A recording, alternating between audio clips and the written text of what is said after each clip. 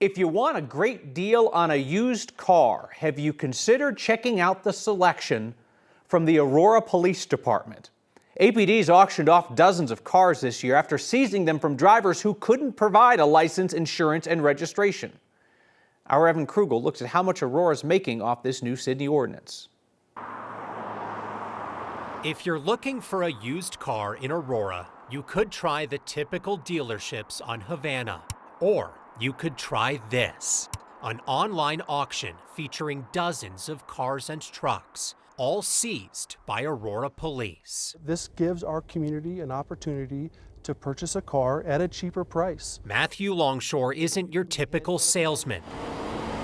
But for the past year, his department has been taking cars from drivers who get pulled over with 3 strikes, meaning no insurance, no registration, and no driver's license all at once. Without those 3 things, you're going to lose your car. Records show Aurora Police have now taken roughly 1,500 cars under the city's 3 strikes policy. 219 have been sold at auction for nearly $262,000. I think people are getting the message. Mayor Mike Kaufman says that money goes towards paying for the impound, with the rest going back into the city's general fund. Those people need to be held accountable, and so I am not sympathetic. The policy has drawn criticism, including some city council members, who are worried it could drive low-income drivers further into poverty. Others view it as government overreach. If we didn't have to go to this level, we wouldn't go to this level. I think there was one comment, words to the effect that we're sort of pirates seizing these vehicles. But I think it is a tough policy. We want compliance. The goal is compliance. Look, if somebody's